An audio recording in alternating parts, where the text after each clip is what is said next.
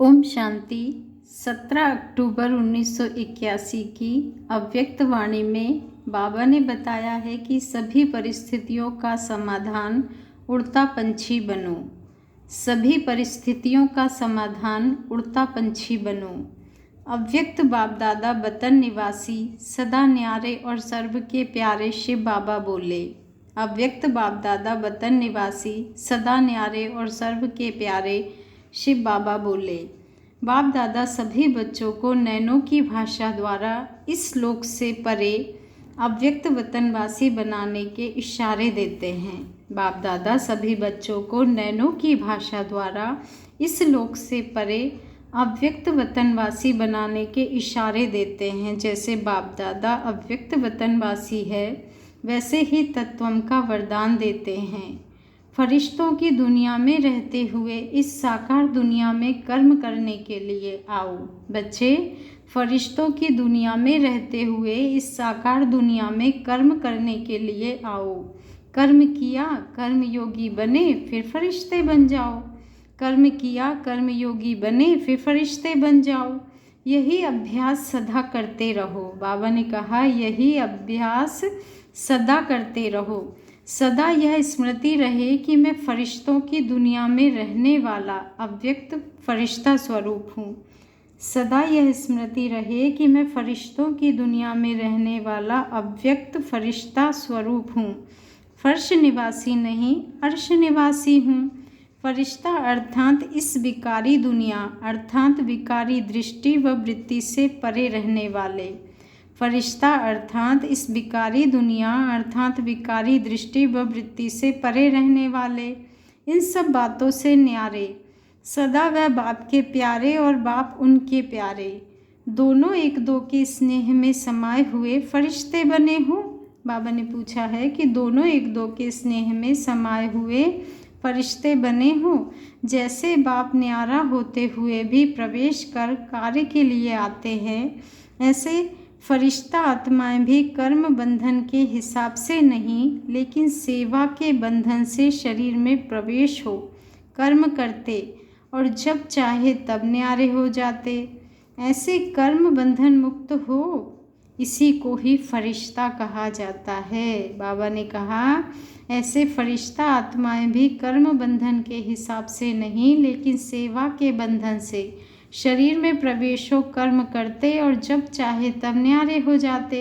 ऐसे कर्म बंधन मुक्त हो। बाबा ने पूछा है कि बच्चे ऐसे कर्म बंधन मुक्त हो, इसी को ही फरिश्ता कहा जाता है। बाप के बने अर्थात पुरानी देह और देह की दुनिया का संबंध समाप्त हुआ। बाप के बने अर्थात पुरानी देह और देह की दुनिया का संबंध समाप्त हुआ, इसीलिए इसको मर्जीवा जीवन कहते हो।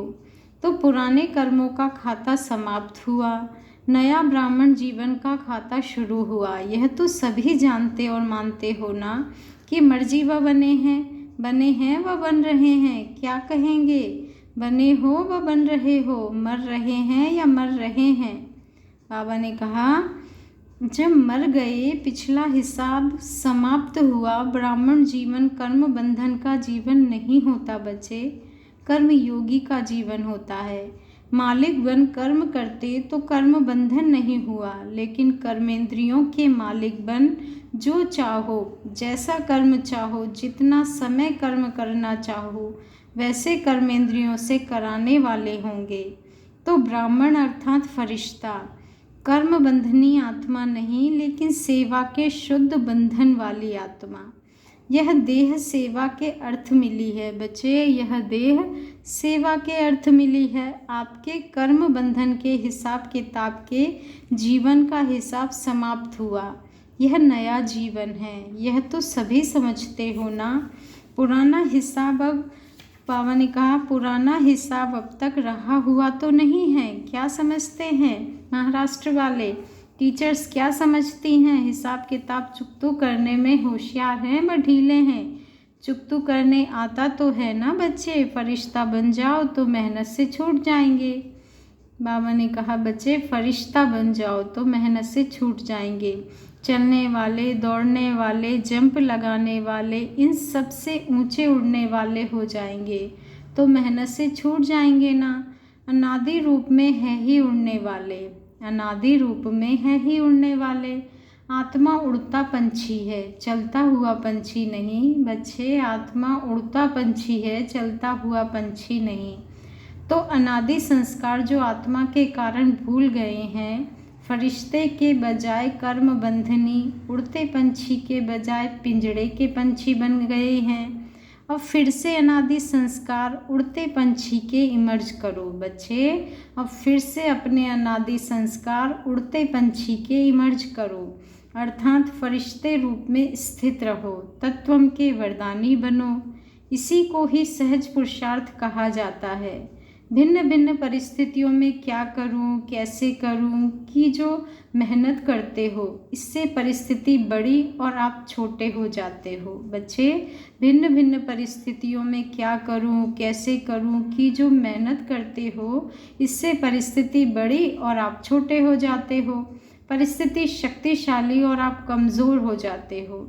परिस्थिति शक्तिशाली और आप कमज़ोर हो जाते हो। किसी भी परिस्थिति में, चाहे प्रकृति के आधार पर कोई परिस्थिति हो, चाहे अपने तन के संबंध से कोई परिस्थिति हो बच्चे, चाहे लौकिक अलौकिक संबंध के आधार पर कोई परिस्थिति हो, अपने व दूसरों के संस्कार के आधार पर कोई परिस्थिति हो, बाबा ने कहा सब परिस्थितियों में क्या क्यों का एक ही उत्तर है। सब परिस्थितियों में क्या और क्यों का एक ही उत्तर है। उड़ता पंछी बन जाओ। क्या करो बच्चे? उड़ता पंछी बन जाओ। परिस्थिति नीचे और आप ऊपर हो जाएंगे। ऊपर से नीचे की वस्तु कितनी भी बड़ी हो लेकिन छोटी सी अनुभव होगी। इसीलिए सब परिस्थितियों को सहज पार करने का सहज रास्ता है फरिश्ता बनो, उड़ता पंछी बनो। समझा? सहज पुरुषार्थ क्या है? मेरा यह स्वभाव है, संस्कार है, बंधन है। इस मेरेपन के बंधन को मर्जीवा बने तो क्या समाप्त नहीं किया बच्चे? मर्जीवा बने तो क्या इस मेरेपन के बंधन को समाप्त नहीं किया? फरिश्तेपन की भाषा मेरा मेरा नहीं, फरिश्ता अर्थात मेरा सो तेरा हो गया। यह मेरा मेरा ही फर्शवासी बनाता है और तेरा तेरा ही तख्तवासी बनाता है। बाबा ने कहा मेरा मेरा ही फर्शवासी बनाता है और तेरा तेरा ही तख्तवासी बनाता है। तो फरिश्ता बनना अर्थात मेरे मेरे के बंधन से मुक्त बनना। अलौकिक जीवन में भी मेरा एक बाप दूसरा मेरा कोई नहीं। तो ऐसे फरिश्ते बने हो तो महाराष्ट्र वाले क्या बनेंगे? फरिश्ता बनना आता है ना। सब समस्याओं का एक ही समाधान याद रखना, उड़ता पंछी बनना है और बनाना है। क्या करना है बच्चे? उड़ता पंछी बनना है और बनाना है। समझा? अच्छा, ऐसे बाप समान अव्यक्त रूपधारी फरिश्ते स्वरूप एक बाप मेरा दूसरा ना कोई मेरा, ऐसे न्यारी और प्यारी स्थिति में रहने वाले, सदा कर्मेंद्रियों जीत, कर्मयोगी और कर्मातीत, इसी अभ्यास में रहने वाले, सदा बंधन मुक्त, सेवा के संबंध में रहने वाले, ऐसे बाप समान तत्वम के वरदानी बच्चों को बाप दादा का याद प्यार और नमस्ते। और हम रूहानी बच्चों का भी रूहानी बाप दादा को दिल से याद प्यार, गुड मॉर्निंग और नमस्ते। शुक्रिया बाबा, शुक्रिया मीठे बाबा, प्यारे बाबा, आपका बहुत बहुत शुक्रिया। पार्टियों के साथ अव्यक्त बाप दादा की मुलाकात। सदा अपने को इस सृष्टि ड्रामा के अंदर हीरो पार्टधारी समझकर चलते हो। जो हीरो पार्टधारी होते हैं बच्चे, उनका हर कदम पर अपने ऊपर अटेंशन रहता है। जो हीरो पार्टधारी होते हैं उनका हर कदम पर अपने ऊपर अटेंशन रहता है। उनका हर कदम ऐसे उठता है जो सदा वाह वाह करे, वंस मोर करे। उनका हर कदम ऐसा उठता है जो सदा वाह वाह करे, वंस मोर करे। अगर हीरो पार्टधारी का कोई भी एक कदम नीचे ऊपर हो जाता है तो वह हीरो नहीं कहला सकता। तो आप सभी डबल हीरो हो ना।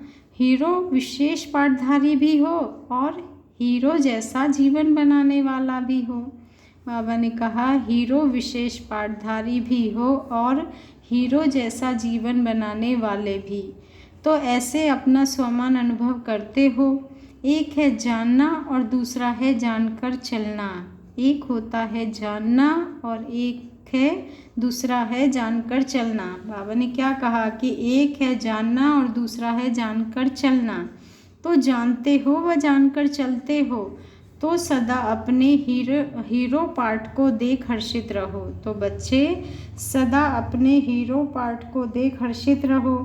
वह ड्रामा और वह मेरा पार्ट अगर जरा भी साधारण कर्म हुआ तो हीरो नहीं कहला सकते।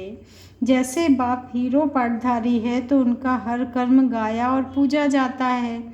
ऐसे बाप के साथ जो सहयोगी आत्माएं हैं उन्हों का भी हीरो पाठ होने के कारण हर कर्म गायन और पूजन योग्य हो जाता है। तो इतना नशा है या भूल जाता है बच्चे? आधा कल्प तो भूले, अभी भी भूलना है क्या? अब तो याद स्वरूप बन जाओ। स्वरूप बनने के बाद कभी भूल नहीं सकते। सेकंड पॉइंट है, जीवन को श्रेष्ठ बनाने का सहज साधन कौन सा है? श्रेष्ठ जीवन तब बनती जब अपने को ट्रस्टी समझकर चलते। ट्रस्टी अर्थात न्यारा और प्यारा। तो सभी को बाप ने ट्रस्टी बना दिया। ट्रस्टी होकर रहने से गृहस्थीपन स्वतः निकल जाता है। गृहस्थीपन ही श्रेष्ठ जीवन से नीचे ले आता। ट्रस्टी का मेरापन कुछ नहीं होता बच्चे। जहाँ मेरापन नहीं वहाँ नष्टो मोहा स्वतः हो जाते। सदा निर्मोही अर्थात सदा श्रेष्ठ सुखी। मोह में दुख होता है तो नष्टो मोहा बनो। प्रवृत्ति वालों से मुलाकात। बाबा ने प्रवृत्ति वालों से कहा, सभी प्रवृत्ति में रहते सदा न्यारे और प्यारे स्थिति में रहने वाले हो ना। सभी प्रवृत्ति में रहते सदा न्यारे और प्यारे स्थिति में रहने वाले हो ना। प्रवृत्ति के किसी भी लौकिक संबंध व लौकिक वायुमंडल वाइब्रेशन में तो नहीं आते हो। इन सब लौकिकताओं से परे अलौकिक संबंध में वायुमंडल में वाइब्रेशन में रहते हो। लौकिकपन तो नहीं है ना। घर का वायुमंडल भी ऐसा ही अलौकिक बनाया है जो लौकिक घर ना लगे, लेकिन सेवा केंद्र का वायुमंडल अनुभव हो। कोई भी आवे बच्चे तो अनुभव करे कि यह अलौकिक है, लौकिक नहीं। कोई भी लौकिकता की फीलिंग ना हो। आने वाले अनुभव करे यह कोई साधारण घर नहीं है। आने वाले अनुभव करे कि यह कोई साधारण घर नहीं है, लेकिन मंदिर है। यही है पवित्र प्रवृत्ति वालों की सेवा का प्रत्यक्ष स्वरूप। बाबा ने कहा यही है पवित्र प्रवृत्ति वालों की सेवा का प्रत्यक्ष स्वरूप। स्थान भी सेवा करे, वायुमंडल भी सेवा करे। स्थान भी सेवा करे, वायुमंडल भी सेवा करे। जैसे सेवा केंद्र पर अगर कोई भी जरा स्वभाव संस्कार के वश होकर ऐसी चाल चलन चलते हैं तो सब कहते हो ऐसा नहीं होना चाहिए। ऐसे ही आपके घर के स्थान पर भी ऐसी महसूसता हो कि इस स्थान पर कोई ऐसा कर्म नहीं होना चाहिए। यह फीलिंग दिल में आए कि यह कर्म हम नहीं कर सकते। जैसे सेवा स्थान पर कोई भी कमी पेशी देखते हो तो ठीक कर देते हो, ऐसे अपने लौकिक स्थान को और स्थिति को ठीक कर देना। ऐसे अपने लौकिक स्थान को और स्थिति को ठीक कर देना बच्चे। घर मंदिर लगे। क्या कहा बाबा ने कि बच्चे घर मंदिर लगे, गृहस्थी नहीं।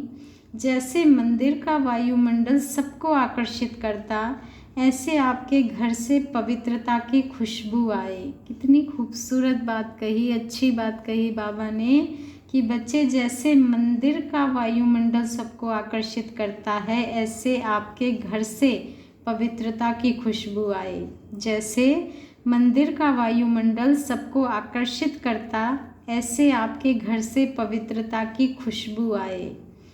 जिस प्रकार अगरबत्ती की खुशबू चारों ओर फैलती, इसी प्रकार पवित्रता की खुशबू दूर दूर तक फैलनी चाहिए बच्चे।